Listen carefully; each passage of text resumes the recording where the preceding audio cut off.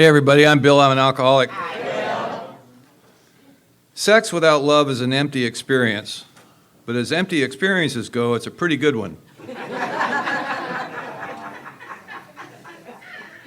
My mother was like a sister to me, only we didn't have sex quite so often.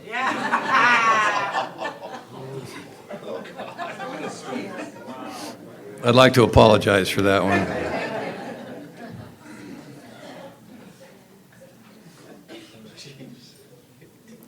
You don't appreciate a lot of stuff in school until you get older. Little things like being spanked every day by a middle-aged woman. Stuff you pay good money for later in life. Okay, that's enough of that. Yeah. Because now we're talking about 10, 11, and 12, right? Getting spiritual. It's so important to start it out spiritually. Yeah. I'm sorry. No, you're not. This has been a great weekend. Steve and I have had a really good time.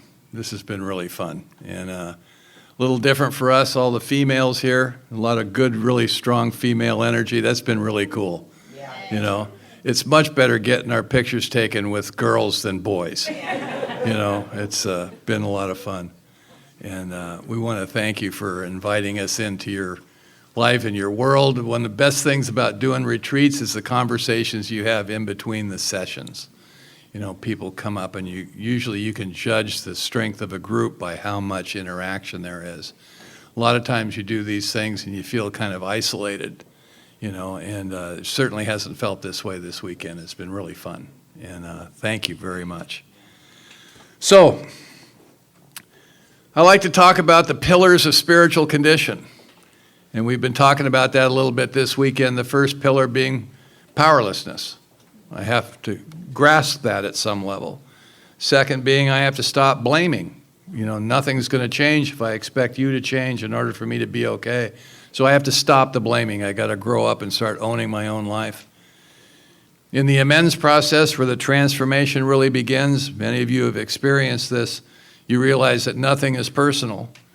And the story that you've told about what happened really isn't quite right.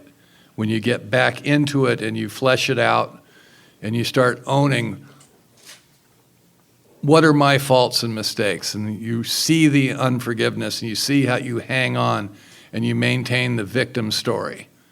And you realize that the only thing that's going to change that is I have to let go of that. And that amends process is real life-changing. So when those three things come together, that is the collapse of the egoic structure of who I think I am. This is a shock to the system, not necessarily a pleasant one. There comes a time in this spiritual journey where you stand there and you say to yourself, oh my God, it's me. It was never them. It's me. And so self-awareness without humor is depression, right? I think I coined that, but I'm not sure about that, you know. And I'm sure I'm probably not, you know, but I think that's really true, isn't it? So the fourth pillar is self-awareness as compared to self-obsession. The ability to actually watch yourself move through life. That's a real thing that happens. You know, you wake up, and Anthony DeMello says, you don't want to wake up, you just want relief. You don't really want to wake up, because when you wake up, you stand there and go, oh my God, it's me. It's me. This self-awareness, in meditation, so I've said 1 through 9 is about 10% of the program. 10, 11, and 12 is 90%. It's where we live. This is where the real work starts. When you wake up and you see, now what? Now what do I do? If I want to come out of this thing, what do I do with this awareness? And the 10th step is about making amends in the present moment, right? It's like, I get it now. I get it's me. I walk down the street, I step on your foot. I turn around and I say, I'm sorry, excuse me, please, I'm sorry I stepped on your foot. You don't have to go down to the club and share about it at the noon meeting, write 3 pages of inventory, talk to your sponsor and 2 or 3 other people, chase the person down 2 weeks later and say, I'm sorry. You get it. I get it. It's me. It's not you, it's me. That changes everything. And in the 11th step, you can actually watch yourself think. I think, was it Amy that talked about, doing 11 and a half steps? My sponsor says, you can't stay sober on 11 and a half steps, right? And he's a little weird, though. And in meditation, you can watch yourself think. You can get quiet, sit, take some deep breaths, get some oxygen to the brain, and focus your mind on the breath coming in and out of your nose. And the ego that thinks it's me and has created this persona that it has to defend and protect, it doesn't like being in the present moment. There's nothing for it to do. In the present moment, there's never anything wrong. Everything is absolutely as it should be. It can't possibly be any different than it is, because you're right here, right now. And in that meditation, your head and your butt are in the same place, maybe for the first time that day. Because there's a great Zen saying that says, when you're doing the dishes, do the dishes. And we're never doing that, are we? I'm doing the dishes if I do the dishes. I don't actually do dishes, but I'm thinking about something else. I'm not really present for whatever I'm doing. If I'm talking to you, I'm looking over your shoulder to see if there's somebody cooler I should be talking to. There's like stuff like that, and you catch yourself being that way. You suddenly notice this. So in meditation, when the mind wanders away from the breath, you notice that it has wandered away, and you gently bring it back to the breath. This is absolute conclusive proof, experientially, that evidently I am not my thinking mind. If I was, I couldn't catch it. What is it within me that can watch that thing think? Is there a separate consciousness or something? This is a very real experience, and it's very blue collar. It's not airy-fairy, weirdo, you got to sit there for an hour and a half, and not talk and breathe. And, you can just sit there, you can do this. It's very simple. And when this happened for me, when I really realized this is about 20 years sober, when I got sick and I was over there in Hawaii, my God. That's not me. There's something within me that's other than that. It's the other. And I can watch myself think.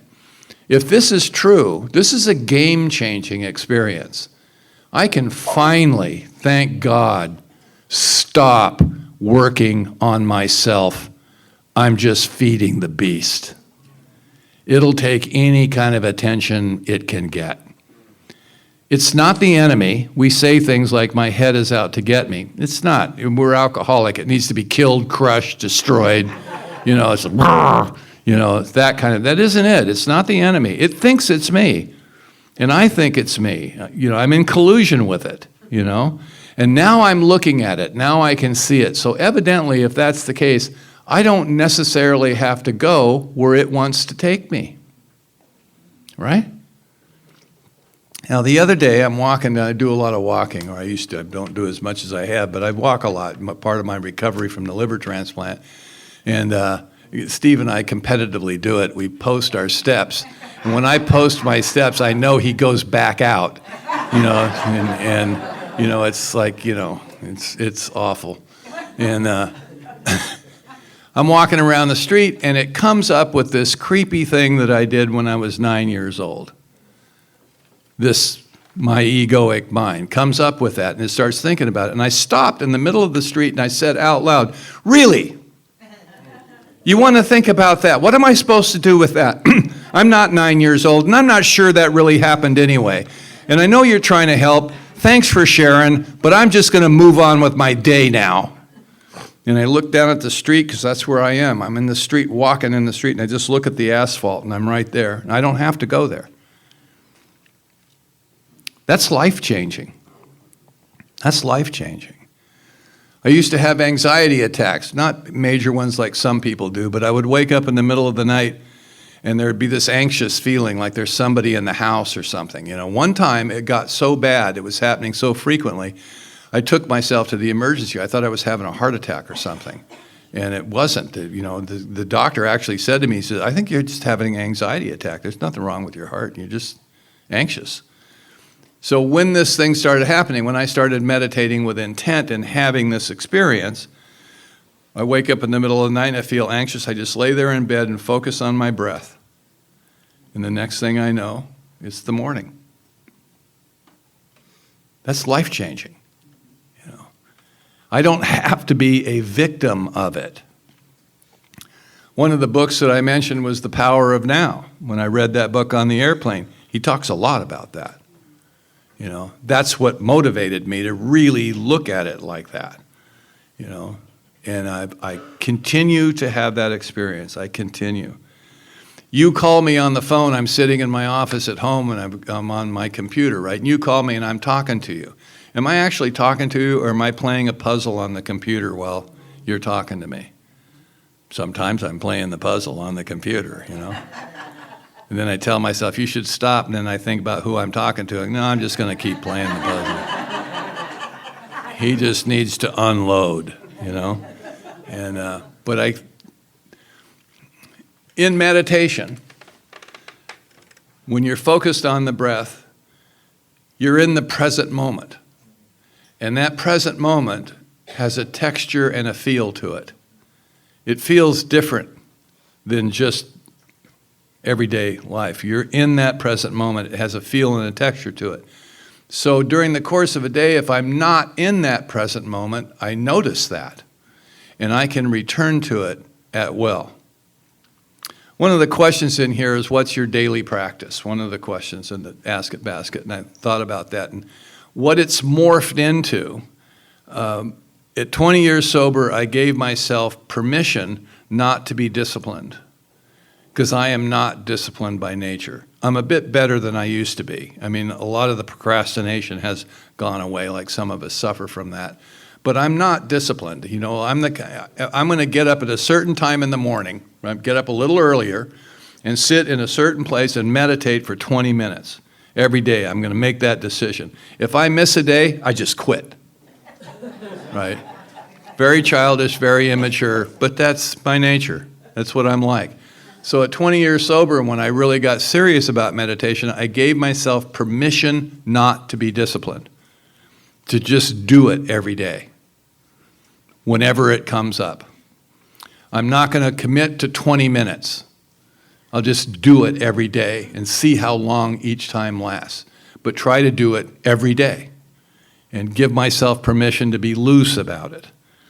And where it's morphed into today, if I'm sitting out in my little ashram in the backyard, which is kind of my spot, maybe smoking a cigar. Cigar meditations are pretty cool, I'll sit there, I have a big tree in the back. Sometimes I'll stare at the tree and notice the spaces in between the leaves, because they exist too, cool stuff like that. I'll sit there. If there's a noise, if there's a sound, if somebody fires up a leaf blower, there's two ways to look at that. They're disturbing my meditation. Damn it. Or be aware of the fact that that noise is in the same space that you're in, that there's no separation between you and the noise, whatever it might be.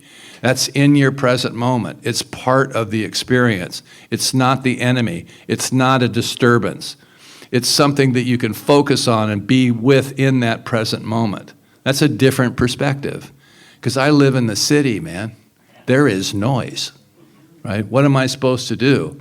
If noise, oh, damn, they disturbed my meditation. No, it's there with you. I was leading a retreat down in San Diego one time. Steve done this one too. A small group, 12, 15 guys. And I'm leading a meditation. We're going to meditate for 20 minutes. And across this little valley, it was out in the countryside outside the city, this band strikes up. And it's a bunch of elementary school kids, so it's bad, right? They're learning. They strike up this Sousa march of some kind, right? And everybody starts laughing. And we're just in the meditation, just chuckling, right?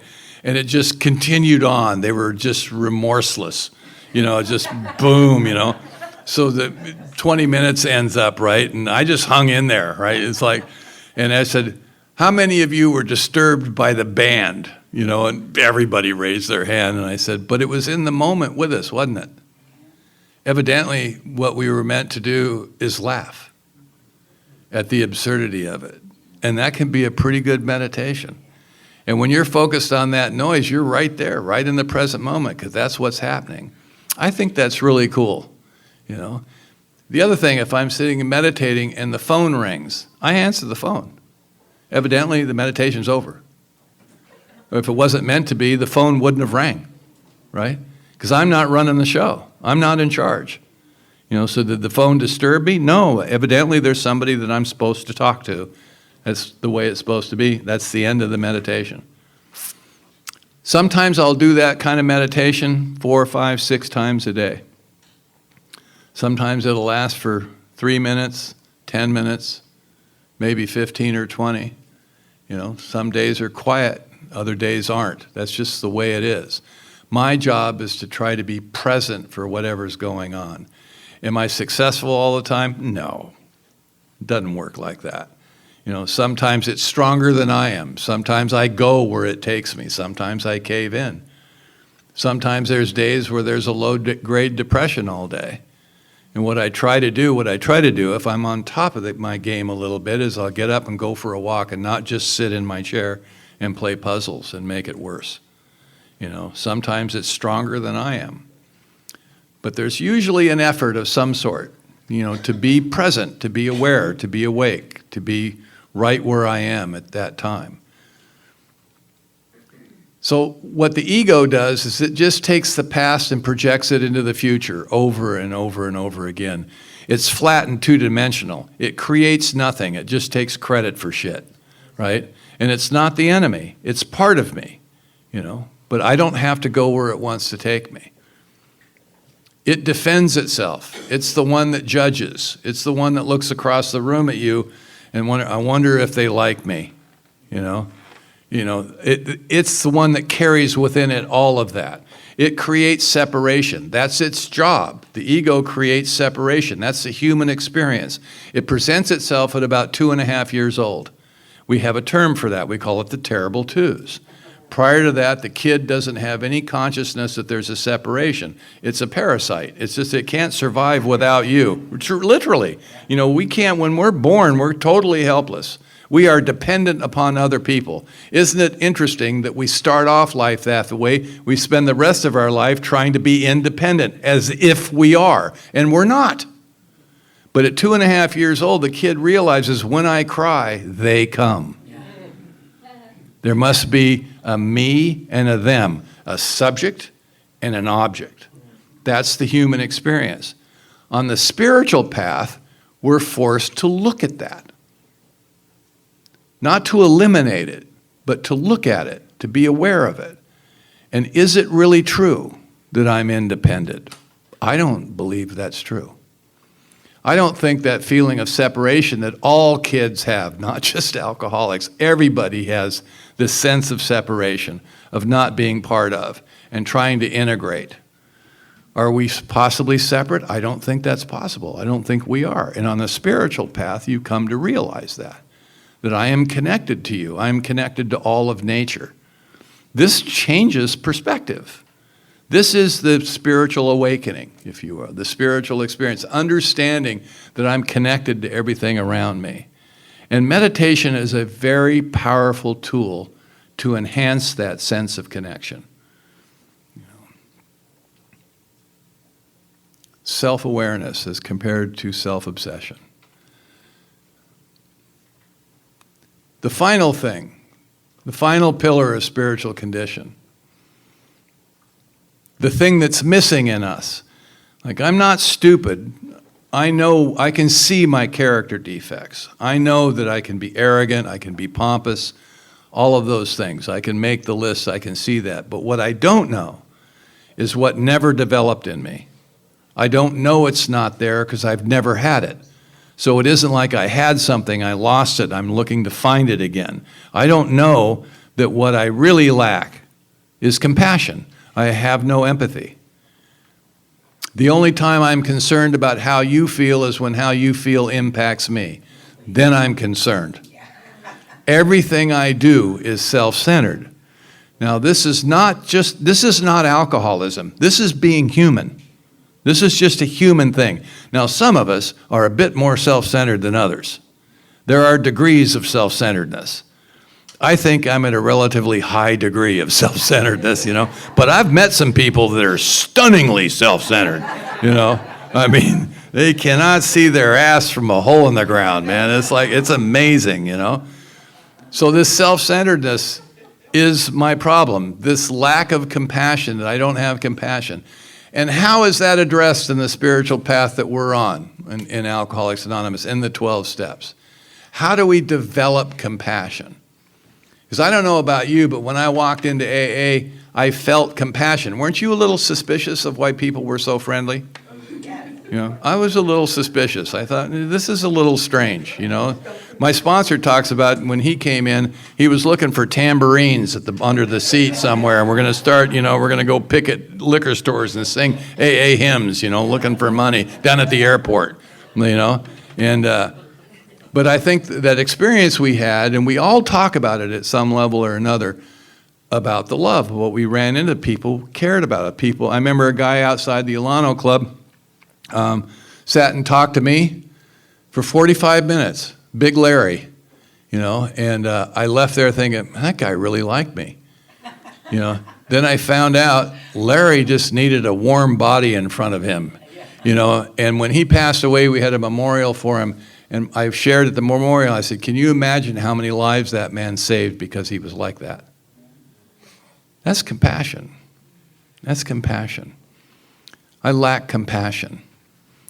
There was a woman in the 11-step meeting that I used to go to all the time. I still go there. And this was years ago. And she was a little weird. She was a little odd. She dressed weird. She kind of overdressed for everything. And she had this green dress that she always wore. And I have no idea how old it was. But her name is Catherine. And I just thought she was cool. I thought she was cute. I liked her, and she would share in the meeting, and it was a little tweaked. She was on the spectrum of some sort, And one night in the 11-step meeting, when I was realizing, I said, I don't have any compassion. People in that meeting would share about their dog dying or something like that, and I would be so embarrassed for them. What the hell is it? I don't want to hear about your goddamn dog, And I said this to this Lee Scantlin guy, and he looks at me, he goes, yeah, I wonder what they're getting away with, And I realized he was making fun of me. And I says, Bill, you just have no heart. I said, next time you're in this meeting, why don't you close your eyes so you can't see people? It'll eliminate some of the judgment and see if you can just feel the emotion behind what they're saying.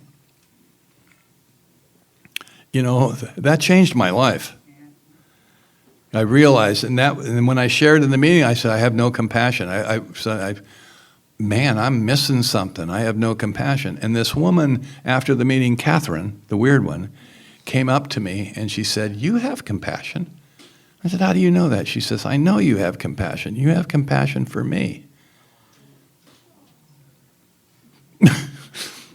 And I realized that emotions are subtle. And I'm a drug addict, man. I want my cells to explode through the top of my head. I want God to speak to me from the clouds. I want an acid trip, something I can recognize, right? And emotions are subtle. They're subtle. You have to get quiet enough to feel it. And I realized I had compassion and would have never labeled it that. And what you do, I think, is try to expand what you have, make it larger, right? So the tool that's used for it to develop us compassion is working with others. Some of us, especially in this room, talk about sponsorship, that's my job in AA. I feel that's my job in AA, is to be a sponsor and to be sponsored. And we've shared some cool stuff this weekend about us doing inventory with sponsees to break down the hierarchy. Because what it is we're really trying to do, I think, is connect. We're not connected. Silkworth says, they lose touch with all things human. What an interesting line in the doctor's opinion. This is a guy observing us, realizing that we have unplugged from society, from each other. We're not connected. We have a sense that we're not connected. So in the spiritual path, there's a reconnection that occurs back to when we were babies and we were totally dependent upon others. And now as we get older, it's happening again. We lose our eyesight, we lose our hearing, and we become dependent again. And we need people to care for us. I've been in that situation. Some of you in this room have been like that. You've been injured or sick, and you're in a hospital bed, and you're totally dependent upon these people that are caring for you. That can be a shocking experience for some of us. It certainly was for me, and then I finally had to relax into it because I was dying. I could feel it coming. People were coming by to say goodbye to me. That's an odd experience. When they look and they, how you feeling, Bill? I feel like shit. How do you feel? It's like, and they're saying goodbye, And what I can tell you about that experience is I wasn't afraid. I was just really disappointed. I'm sure that's how Charlie Parker felt recently. Just really disappointed. Chad and I were talking about, Charlie was okay. Charlie was okay. He had some faith. He had stuff, but you get disappointed. So the mechanism to develop compassion in me is working with you. And I begin to exercise that compassion muscle. And what happens is you've invited me into your life. And my job is to go, not hold back, but go. And as the years have gone by, I've gotten better at going. I'm not afraid like I was before, I don't want to get too involved, right? And you just go. And in some of you, when you've asked me for help, I invite you into my life. And some of you come all the way in and come. Now, the way this has looked over the years as I've gotten older, about 20 years ago, 15 years ago, all the young kids started coming into the meetings in our area. And I'm sponsoring teenagers, and my initial response was, what's this about? They're too young. And I realized, it's me. When I was 17, I was in trouble. This is redemption. I'm talking to myself, right? And the other thing I realized that started happening is some of these kids see me as a father figure because they never had one. A safe uncle, maybe, And now it's grandfather figure, And I could feel that happening, and I thought, but isn't that sweet? Isn't that sweet? I have this guy that I've sponsored. He was 18. And he's 20 years sober now. He's 38, And I said to him one day, he was sitting in the ashram with me. And this is a kid that had been medicated since he was 8 or 9 years old and been in mental institutions. And he was diagnosed with everything. And he is weird. There's no doubt about that, But I find him intriguing. He's very intelligent. And one day in my ashram, I looked at him, I said, Josh, there's nothing wrong with you. You're not broken. Don't believe that. You're right where you're supposed to be. You're with us now. The war is over. You're fine. And to me, that was kind of a throwaway line. I just wanted to build him up. He still talks about that to this day, that I was the first person ever said to him, ever, that he was okay. And I'm not sure he really was okay, but I just thought, But I just love the kid. I just loved him. You ever felt that connection? Somebody comes up to you and you just feel connected to them. There's a guy right now that's new to me. He's been around AA a while, but he hasn't stayed sober. And he came over to the ashram and he told me that he was weird. And I looked at him, I go, yeah, I know. But I don't know. I feel attached to you. Do you feel any connection with me? And that stunned him. Because that's an intimate thing to say to somebody. I just looked at him and told him, I feel something. Don't you feel something? I feel it. And he was like bemused at that, you know. Maybe a little scared, you know, I don't know. But I just get like that. And what happens when you have some kind of self-awareness where you don't need to defend or protect yourself or put on a persona, you can speak to people like that. Because I'm not afraid of you anymore. There were times I've been afraid. I didn't want to get too close, and I don't feel that too much anymore. I mean, I don't have nothing to defend. I know that your opinion of me says more about who you are than it does me, because that's true for me in my evaluation of you. It says more about me than it does you. I get that now. I get that. So I start working with you, and I exercise the compassion muscle, and you invite me into your life. You want me in the birthing room when you're having your babies because I'm important to you. Isn't that sweet? In '85, when I walked in here, nobody was inviting me anywhere. Nobody wanted me around. Nobody was interested in my opinion about anything. And that's changed. So I mentioned before that you can tell how spiritual you are if you're surrounded by people that love you. And today, I'm surrounded by people that love me. And I can accept that love. I can feel that love. And a lot of it is very genuine. You know, some of you are acting out, trying to just practicing on me, seeing how it goes. And that's okay. I'm here to be used. That's my job, you know, is to be used by you, to allow you to run my life and not me. You know, something that'll change your life, answer the phone. And whatever they ask you to do, just say yes. Your life will never be the same, you know. Do you have to do that all the time? It just depends. I don't know. But I've done that, you know, I've just allowed myself to be used. And sometimes I find myself in very uncomfortable situations with people that I don't know and I'm not in charge. That's when change happens. Those experiences are what cause change within us. It's not intellectual understanding, it's actual experience. This whole thing is experiential. God is experiential. I used to hear people say, I want my own personal experience with a power greater than myself or with God. And I started asking people, what do you mean by that? You know, I have my own personal experience. What does it feel like? And you get a couple of answers, and one of them is they get kind of upset when you ask them because they're just repeating something that they've heard. The other one is people that really have something have a difficult time expressing it. They'll talk about having a father or a brother or somebody, you know, that safety and stuff, but there's really something, you can see it in their eyes. There's some connection. And my sense of that, I think God by its very nature is impersonal. The ego wants to have its own personal relationship with God, one that's preferably better than yours, right? And I think there's a trap in that, right? This is just me. So I think for me, this term that we use for that, is by its very nature impersonal. That's all there is.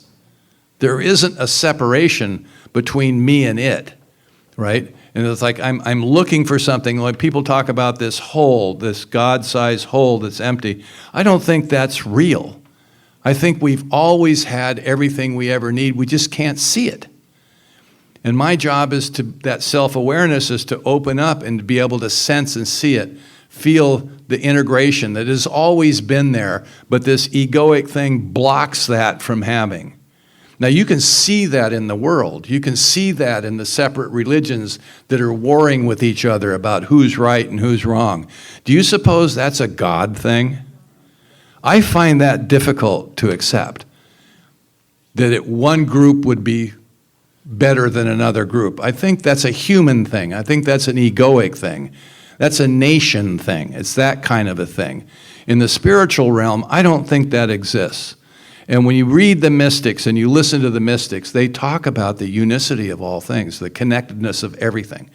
And we're all God's children, all of us, every one of us.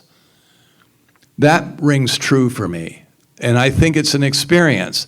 And if I can stay out of the concept business, I have a better chance of actually having. So Steve says that Bill is having his personal experience with his impersonal God. You know, that's probably true, you know. I think I've said enough. Steve?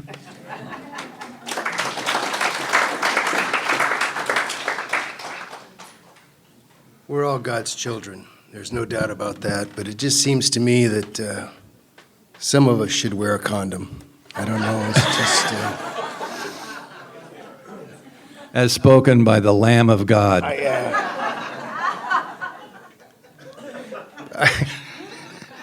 I have that T-shirt because a bunch of the guys that I sponsor, my last name's Lamb, so there's a heavy metal group, Lamb of God, so they've got me all these T-shirts, so I wear this T-shirt, and my sponsor's name is, his last name is Root, so he is the root of all evil, and I am the Lamb of God. And I've learned compassion, and I love Bill Cleveland. And I'm not afraid to say that anymore. And when I was relatively new, my grand sponsor, Scott Redmond, used to end almost all his calls with, "I love you, goodbye." What the hell?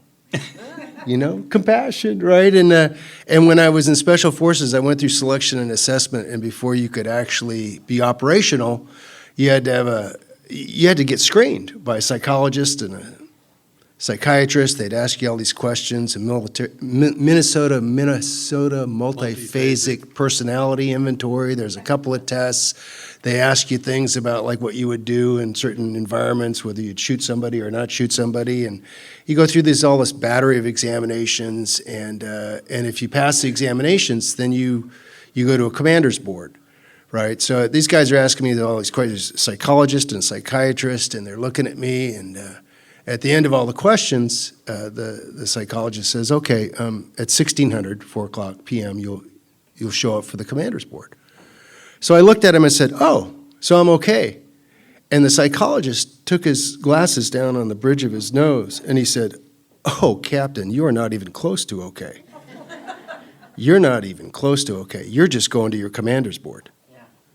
And what I realized later, because when I was in the Pentagon and I used to review all this stuff and we would determine whether some of these guys were going to have to leave the service, I realized and I saw my evaluation that I was a borderline sociopath, which essentially means that if it's a difficult rule, if it's a borderline rule, I will not observe it at all. I'll blow right through that. But there are certain cardinal virtues, I'll do that. Okay, and that's actually what they want, okay, because they don't want me to be a criminal, but they want me to have maximum flexibility, which is great in Special Forces, but not so much for the rest of the world, right?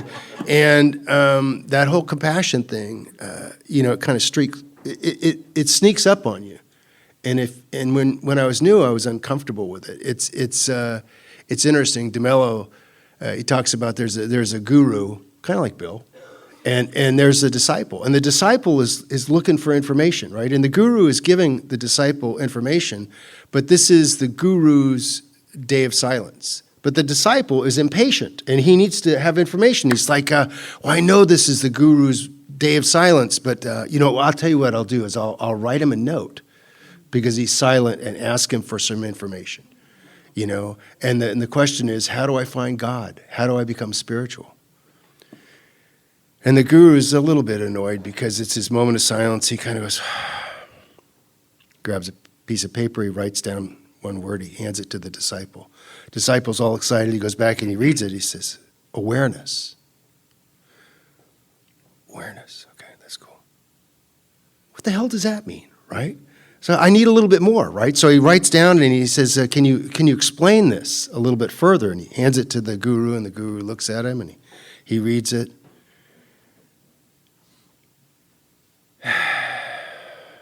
Takes a piece of paper and he writes, awareness means awareness.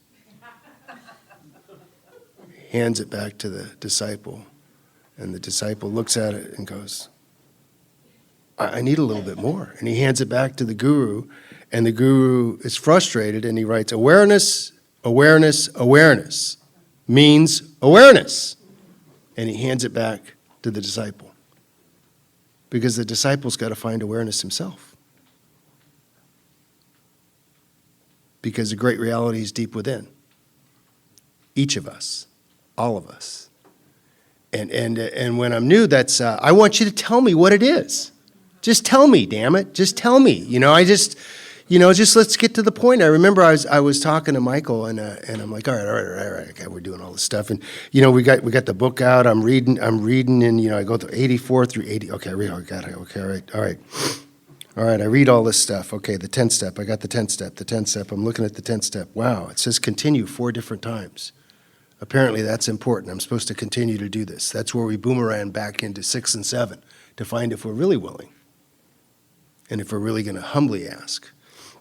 And the question is answered often by me, not right now, maybe a little later, but we continue. We keep working at it. And so I'm sitting there with Michael, and we're looking at all this stuff, and okay, what do I do? What do I say? And I'm looking at this, and I'm trying to figure this out. And we've got the 10th step, and then we've got this evening review. And by the way, sometimes people say, well, the evening review is the 11th step. That's different from the 10th step. And that's certainly correct in the book, okay? But I would ask the question, is there a functional difference? Because on page 86, it says, when we retire at night. When we retire at night. If you look at the original manuscript says, when you awake the following morning. That's a little different. And one of the things that I realized is that when I would retire at night and I would do my little evening review, it seemed like it was principally your fault. I don't know what it was. It was you, And then I would go again and look at it in the morning and do a review in the morning. And I would reflect. I'd have some quiet, and I'd go, well, apparently it's me. And it's always me. It's always me. So I do it both in the morning and in the evening. And I don't, people have asked the question about, what do I do? What's my practice? That's what I do. But I got to tell you, it's not like, and this is nothing wrong with it. A lot of people journal. I don't journal. It's like a note card.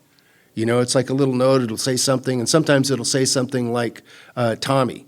Okay, and sometimes I'll look at it and oh yeah, I was supposed to talk to Tommy about this, or I was a dick to Tommy, or I'm supposed to do something. Sometimes it's like Tommy. I have no idea why I wrote that. Apparently it couldn't have been that important. But that's my practice. Okay. And like the book talks about, I do some spiritual reading because that's my practice. And before I get quiet, I'm kind of anal retentive, okay? So I go through this practice, and I read a lot of stuff. I read a lot of spiritual stuff. And stuff that I'm interested in, I'll take excerpts from. Because what I like to do is read it again and kind of digest it and meditate about it. Because it says prayer and meditation, not prayer or meditation. And I got into a practice over the years because some of the guys that I sponsor were aware of that, and they wanted to know what to do. And I would tell them exactly what Michael said. This is experiential. You're ahead of your experience, not my experience. Okay? Well, what do you do? Well, this is what I do. So they would ask me. So I've got a lot of these writings that I congeal, that I write down, that I have Bill's got a daily that he puts out on a very irregular basis. Every day. At different times in the day. That's true. Right. I do it every morning. Like this one, like 3:30 in the fucking morning, he does the same thing. Like, what's he doing up in the middle of the night? He's a vampire. That's what it is. I cussed again, didn't I? Some of us are still developing, Bill, and it's okay. But like Scott used to say, we judge no man, right? We judge no man, right? We're coming close. Okay. And that's what I do, and this goes out to a lot of guys, and sometimes guys will say, what did you mean by that? And if it's a quote like from Nisargadatta, the answer is, you got to call Matthew Mitchell, because I have no idea what that means. It's just, I find it interesting sometimes, but I'm not trying to tell you something or teach you anything or give you a message. It's just something that interests me, and that's been my practice. And I have a practice of prayer, and I have a practice of meditation, and I do it every day. And I do this meditation every morning, and I also meditate throughout the day at times. I don't have a set timeline to do it like for 20 minutes, 30 minutes, 40 minutes, but I do it every day. And it's not so much a discipline. It's who I am and what I do. I don't even think about it anymore. It's just what I do, and that's the practice that I've gotten into. We talk a lot about awareness, and we talk about awakening and how we don't want to wake up, and DeMello talks about how we don't want to wake up, and there's a story that he tells that is just one of my favorite stories, And it's the story's about a guy named Jaime, and Jaime's dad is frustrated with Jaime because Jaime likes to sleep in. And Jaime's been asleep, and he's not waking up, and Dad is going, Jaime, wake up! It's time to wake up! You got to go, Jaime. Let's go, Jaime. And I'm saying, oh, Papa, I don't want to get up. I don't want to. Wake up, Jaime. Wake up! You got to go. You got to go to school, Jaime. Wake up! And Jaime goes, oh, Papa, I don't want to go. I don't want to go to school. I don't want to wake up today. And Papa says, Jaime, why? And Jaime says, well, there's a couple of reasons. I'm tired, I'm bored, and every time I go to school and the kids make fun of me, I don't want to go to school. Jaime, you got to get up. I don't want to get up. I'll give you 3 reasons why you need to get up, Jaime. Oh, what is it, Papa? First, Jaime, you have to get up because it's your duty. Okay. Second, you're 40 years old, Jaime. Third, you're the headmaster of the school, Jaime. Wake up. Awareness without humor is depression. And that was coined by my friend, Bhagwan Bill.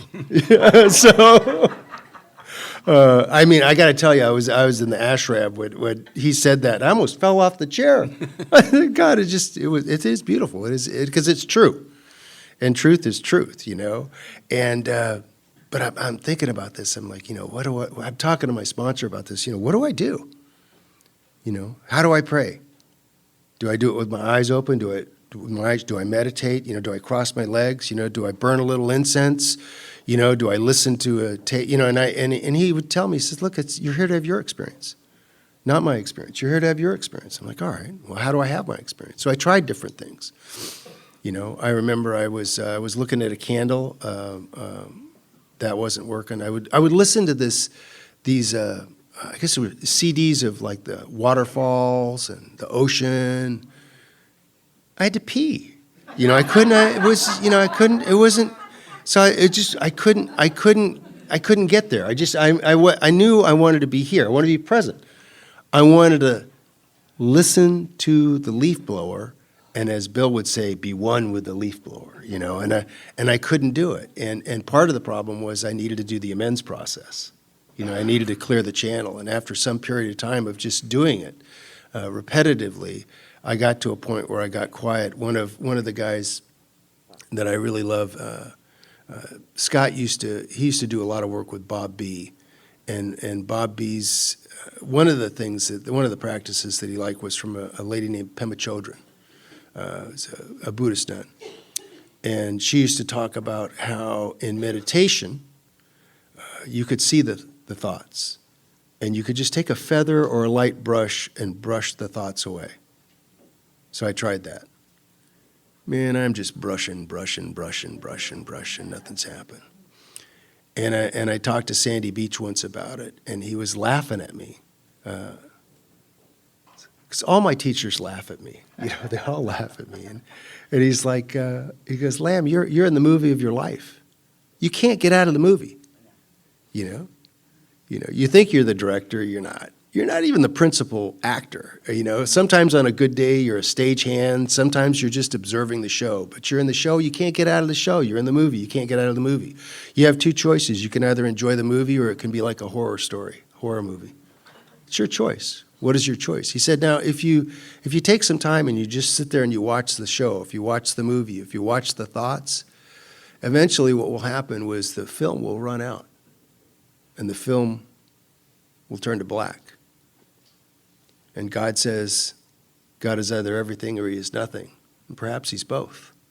And if you go to that place where God is both everything and nothing and you can fade to black, then you'll find peace. And that took me a long time, but I finally got there. And I remember the first time it happened, I was so excited. I got up the next morning and thought, man, I'm going there. I couldn't get there. Because it's not something that we can do. It's something that happens. We just have to avail ourselves of the experience, It's like Bill can't recreate the moment when the wind came through over Hawaii, you just can't recreate it. I've sure tried, though. But you can experience it, you know? Yeah.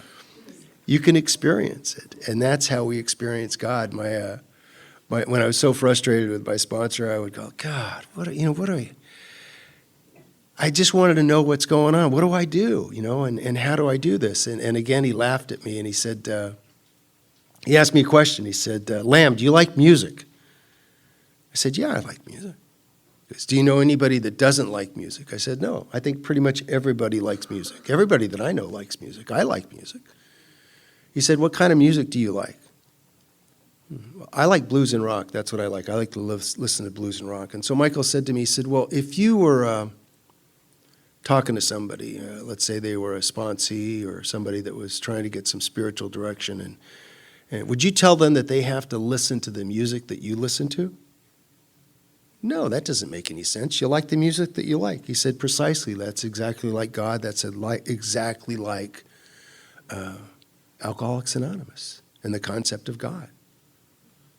He said, all you need to do is get into rhythm and harmony with the music, with the song that makes sense to you. It doesn't matter how you sing it or who you sing it to. Just do it. Seek and you'll find, like the Carpenter says. And that's been my experience. He also asked me, he says, Lamb, do you ever sing in the shower? Well, that's kind of a personal question, but yeah, every once in a while. He goes, well, when you do that, do you always know all the words to all the songs? No. I make stuff up. He goes, exactly. That's God.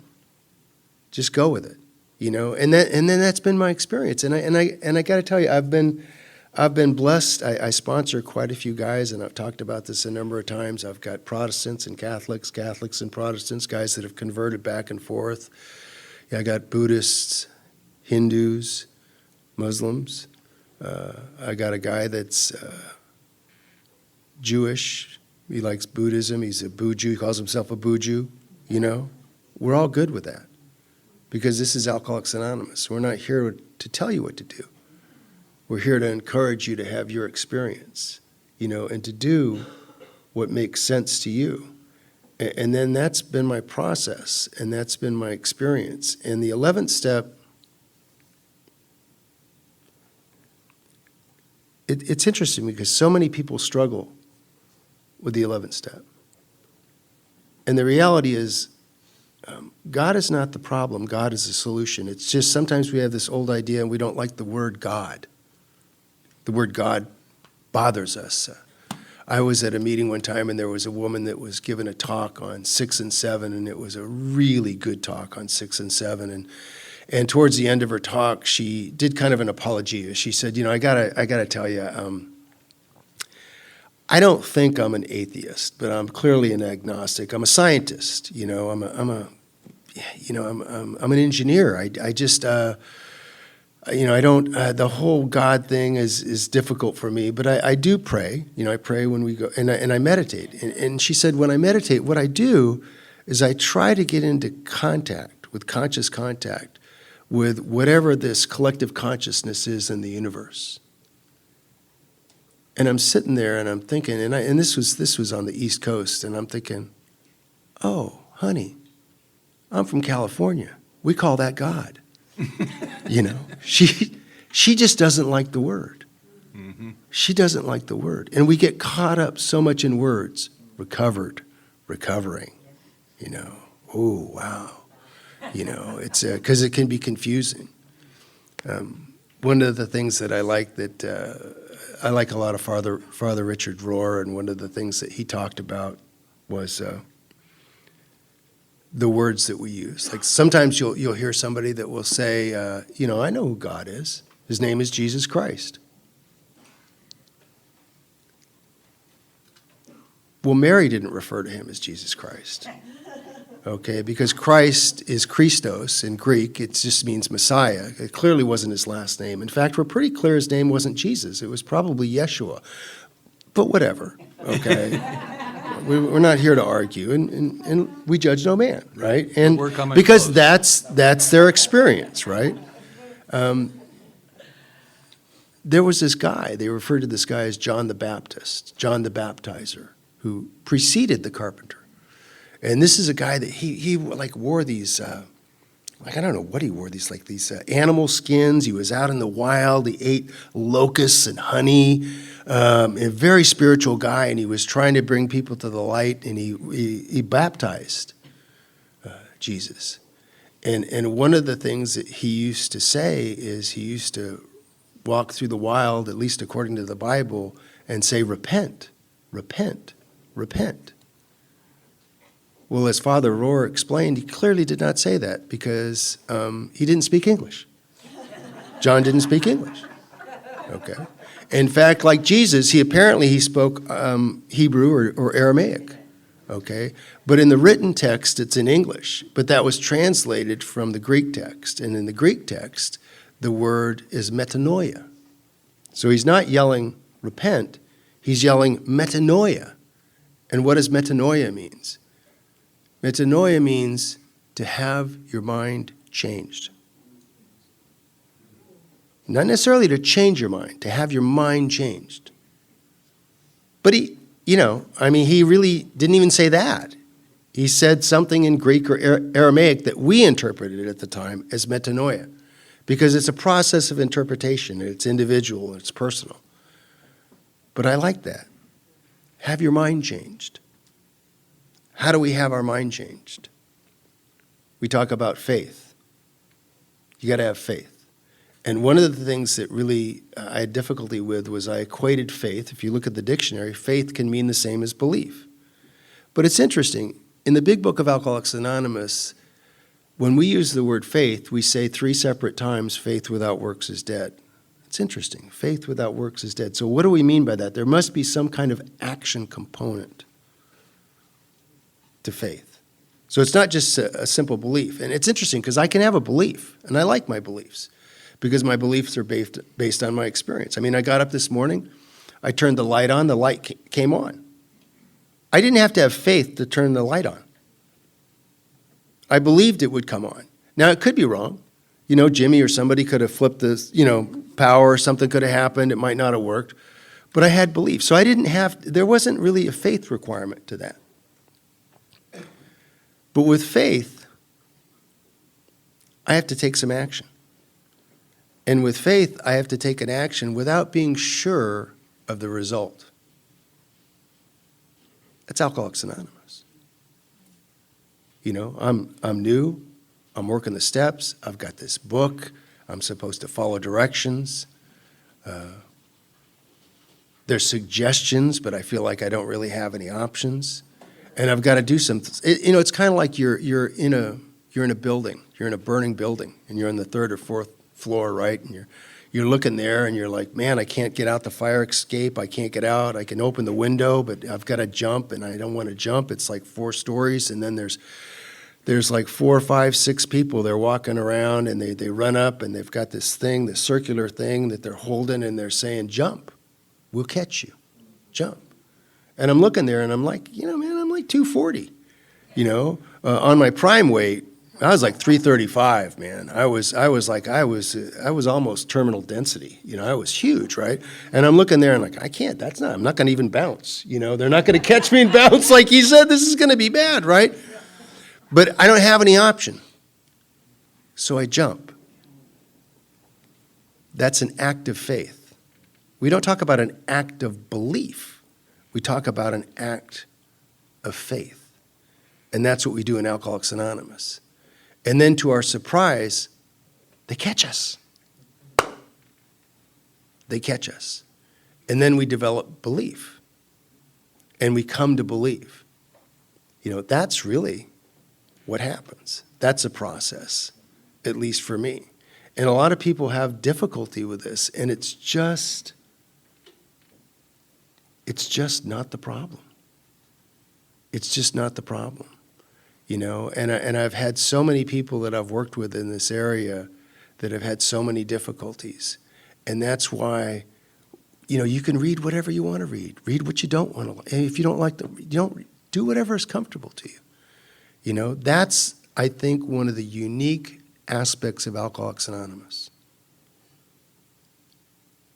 It's an individual experience, collectively shared and experienced.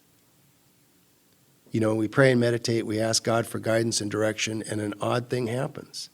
He sends me to you and you to me. What's with that? What's with that? And when I was new, this was so odd and this was so uncomfortable, and it just seemed like this will never work. This will never work. I'll never be able to do this. You know, I can't do this. And the truth is I can't. But we can. You know? In the original manuscript, the first word in the first step is admitted. It's not we. They changed it. They added we. That's an important word. We. Because this is what we do. And while the book is designed to, I know anybody can read the book and do the work, but this is what we do together. That's why we read it together. That's why we go through this together, because we have this shared experience. You know, and we continue, like it says in 10, because this is what we do. And after you've done this for a while, I think if you look at it, you'll realize that even though we talk sometimes about God disciplines us, that's what the book says, because we're undisciplined. God disciplines us. But when does it happen? When was the moment? Can you pick the moment? I can't pick the moment. It's just who I am now. It's just what I do now. It's become part of who I am, you know, and that's why we talk about these men and women that are no longer with us, because they're still with us. They've become infused in who we are. And that's Alcoholics Anonymous. And if you're wondering where you're at, you're on holy ground. You're on holy ground. This is all where the good work happens, you know? And it's done with some really weird people, okay? It is done with some really weird people. But that's where the good work happens. Do you want to do anything else, Bill, or do you want to take a break? And I'd like to tell a quick story. yeah, please. I sponsored this guy, Al, Big Al, Oh, God. surfer dude from the South Bay. Big, dumb guy. You know, But he judges no he man. was part of the surfing history. He was one of those guys. And he got sober, and I was sponsoring him, and I was probably 3 years sober. And he died a few years ago. He had a brain tumor. It was really sad. And anyway, I sponsored him for a long time, and he fired me a couple of times, but nobody else would take him on, so he had to come back to me. He was a piece of work. But when I was 3 years sober, he was taking care of his mother, who was kind of an evil woman. She wasn't a nice lady, and she was dying. And he would come and talk to me about what was going on. They didn't have any insurance and stuff, you know, and so he was popping her hip back into place and changing her diapers. And I was like awestruck by this, you know, wow, you know, and he would come, he would talk to me. He was over at my house all the time. He's the guy that went to my daughter's graduation when she went to high school, because he was always at the house, Big Al, skulking around. You know, you'd turn around, there he'd be, you know, it was like interesting dude. And I loved him. And anyway, his mother got really sick and ended up in the hospital, and she was dying in the hospital. And so what he would do, this is before cell phones, he would come to my house and he would leave my phone number with the people at the hospital in case something happened, and he'd be at my house. And one day he's standing in the kitchen and the phone rings and it's the hospital, and I give it to him, and he's standing, he goes, they say it looks like she's dying. And he says, I got to get there. I got to go there. And he's standing there and he's not leaving.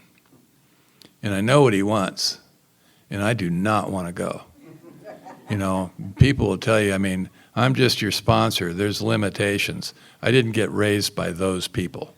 You know, you just go. And I really didn't want to go. I was afraid. I'd never seen anything like that. I'd never been around anything like that.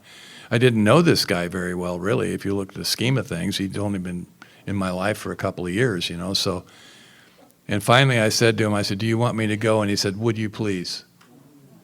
And so I went. I have no idea what to do. This is one of these situations. I have no idea what I'm walking into. I've got fear and apprehension about it, and I think I'm in way over my head. I don't know what to do. And we walked into that hospital room, and she's hooked up to monitors, and she looked awful. It was really creepy. And I walked in that room, and there was a chair, and I sat down in the chair. He's pacing the floor, and I closed my eyes, and I had no spiritual practice, I'm just like, I'm trying to make a name for myself in an anonymous organization, All I've got is ego, man, and none of this spiritual foo-foo stuff you've been hearing this weekend. I'm just there, thinking scared, like, what am I going to do? And I closed my eyes and I said a prayer, because you get reduced to prayer and meditation. There's nothing else to do. There's no one else to ask. So I said something along internally, just, please help me. I don't know what to do.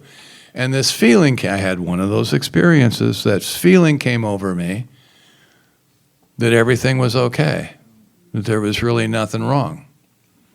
Everything's fine. It just was a feeling. It wasn't a thought. It was a feeling.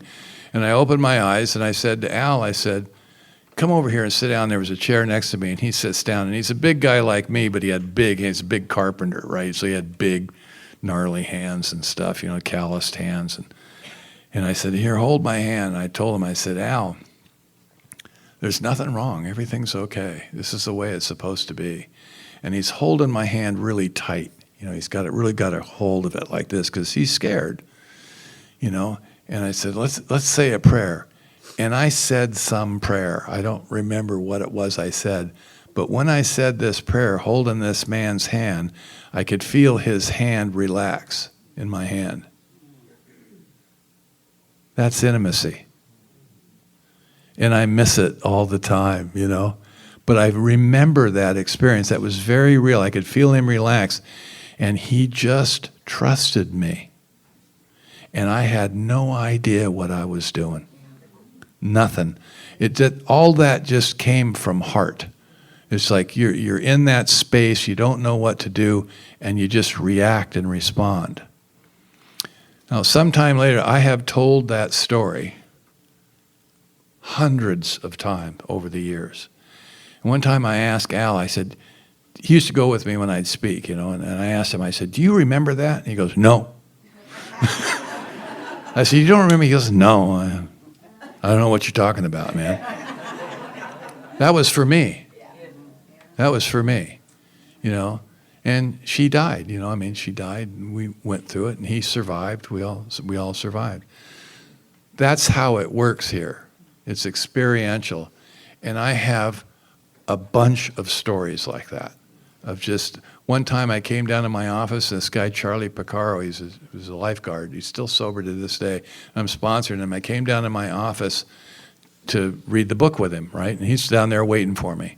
And I come down, I sit in the chair across from him, and I just went out. I just went into this meditation. I sat there and I closed my eyes, and something just knocked me out. And this guy was pretty cool. He'd been sober for a while, so he just sat there. He never said a word. He just sat there. And it felt like I was out like that for minutes, but probably wasn't that long. But I just felt this really strong connection, and I just went into this meditation almost without my permission. It just happened, right? And I opened my eyes, and I looked, and he was sitting there looking at me, kind of grinning, and we just didn't say a word about it. We just read the book, So sometime later, I said to Charlie, I said, do you remember that? And he goes, oh, yeah. And I said, did you feel anything? He goes, nope, but you sure did. And I said, well, I feel real connected to you. And he just looked at me and went, good. He didn't respond by, I feel connected to you too. I'm just, whatever happened to you. But those are one-offs. And like Steve said, like that experience I had in Hawaii, they invited me back to that retreat, I think 2 more times, maybe 3. And each time I went and tried to recreate that experience, right? I set up, and the last time I just burst out laughing, And then some guy came up and interrupted me because he wanted to talk to me. And I thought, this is perfect, right? Those are one-offs. Let's take a break. Let's do it.